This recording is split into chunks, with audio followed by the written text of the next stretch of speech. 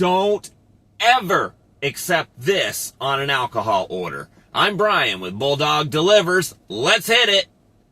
I wanted to talk about something that just went haywire on an order, and I had a similar request for a different order some time ago. On this one, I took a shipped order. Actually, I took two of them. I stacked them because they were both going to the same address. One from Publix, one from Target. Both of them, small number of items. The base pay was phenomenal, $31. I figured, okay, it'll take me about an hour and 20 minutes to do. And it was driving out into the country, so well into some farmland in Santa Rosa County. And, I'm in Florida, by the way. And so I figured, okay, well, coming back, I'll just turn on Instacart, and maybe I'll hit the Piggly Wiggly and Publix on the way back. And, maybe that'll work, maybe it won't, but at least I would try. So that's the only reason why I took those orders. So I shopped both orders without any problem, everything in stock, got the customer everything I wanted. Customer was very communicative, and great, right? I get to the customer's house, or on my way to the customer's house. It was a new development that didn't show up on the GPS.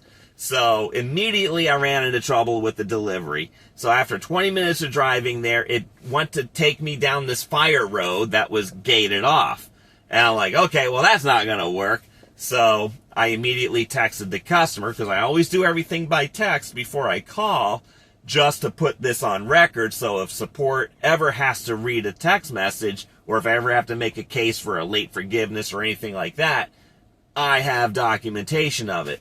So I told her, GPS is taking me here. I don't believe you're there, but can you give me directions? This is where I'm at right now.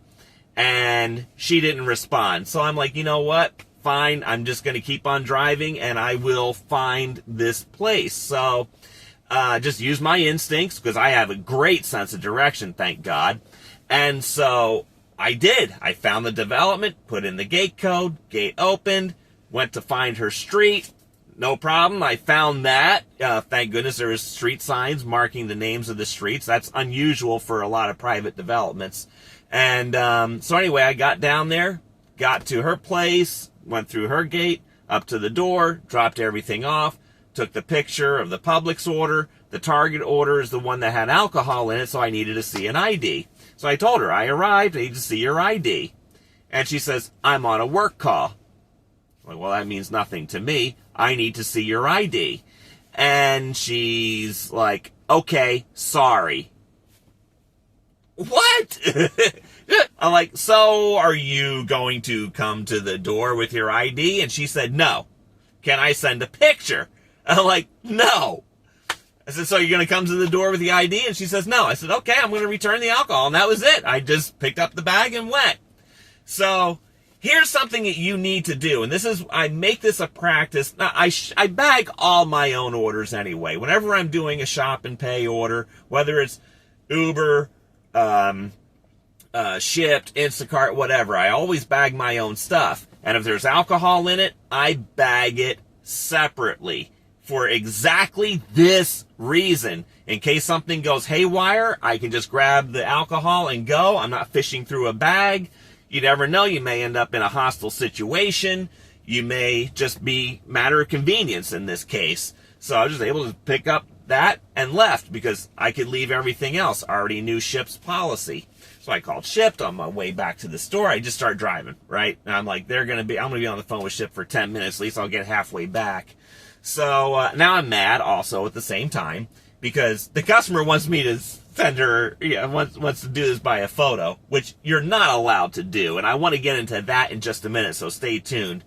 But anyway, so I go ahead, do this return. That turned into a mess too, because they get to Target and they didn't know how to do it. And so finally got a manager who did know what she was doing and got that process. I mean, it took me a total of 20 minutes to do the return, and I got paid $5 for it. And so I had to call Ship back with the name of the customer, with the name of the customer service rep who took care of it, which was actually the manager in this case. And then I had to email them the receipt, write down the order number and all this stuff. So it's just like, oh my gosh. And then they would mark it complete. It was just crazy. So Not worth it. Not worth it. I will never deliver to this customer again. Guarantee. I don't care how much she tips on this. I ain't going through that again. If she does tip at all. That's the problem with Shipt. You don't know. Uber Eats. I did an order on Uber Eats this summer. And here, I'll show you what the customer asked.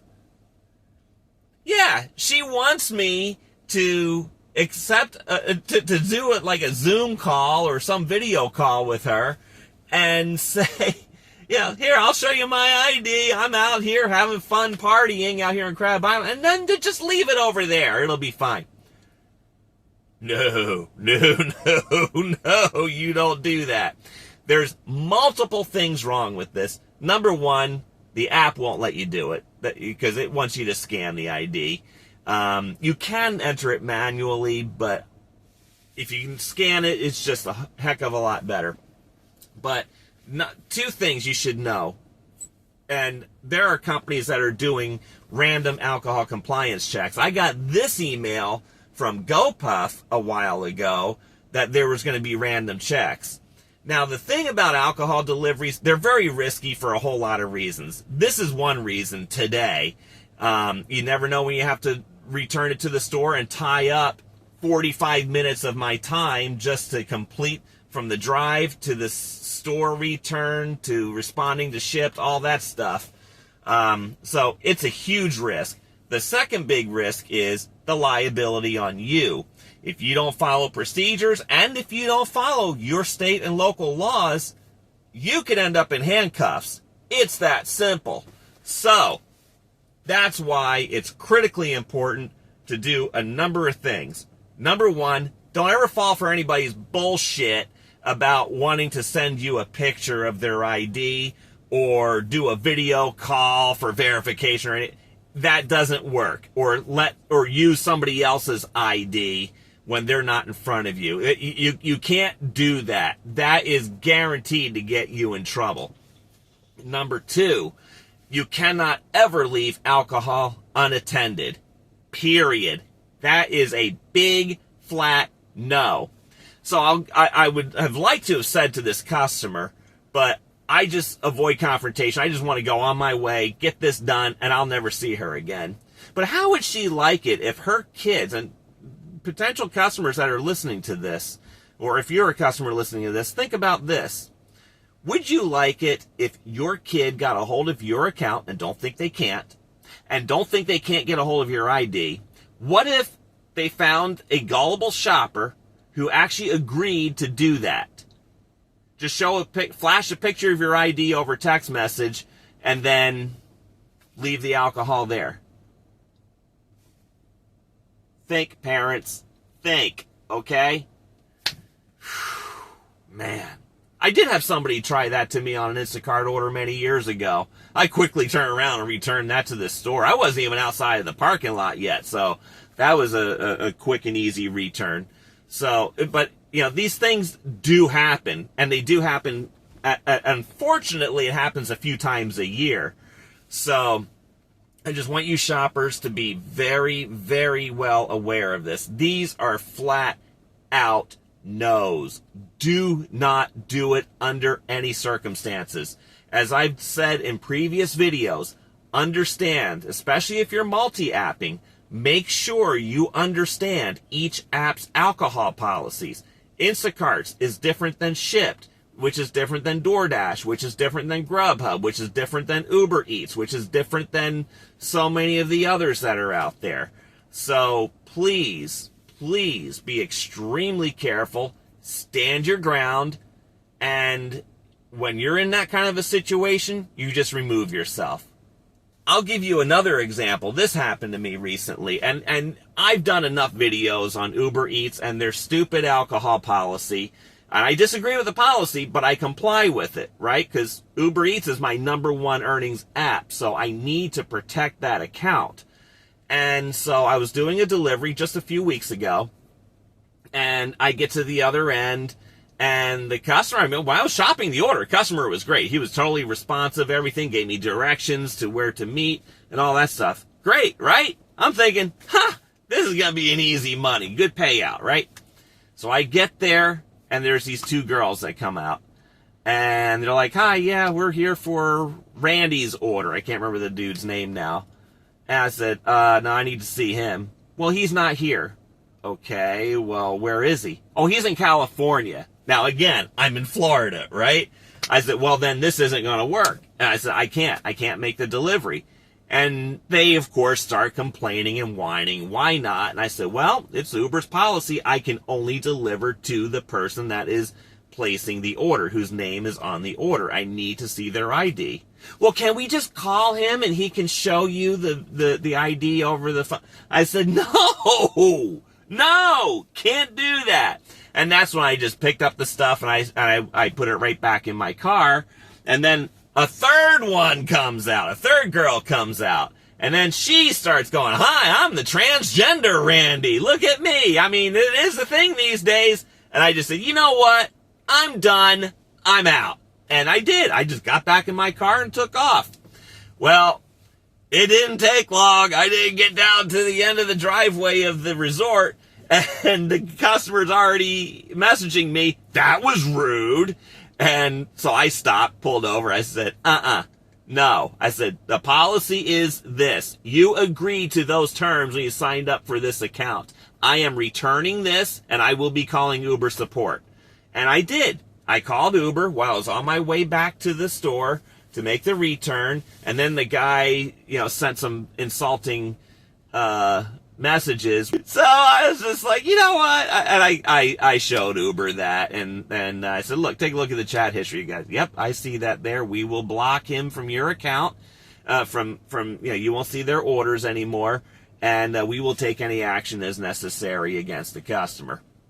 So I said, these girls are using his account. They're in Florida, he's in California, and he's giving them access to the account, which I know is also against terms of service. So, whatever. I hope it was worth it, dude. Because you probably got banned from the app, but that's alright. You'll just go on another one and pull that shit over there, right? So, that's fine. Whatever.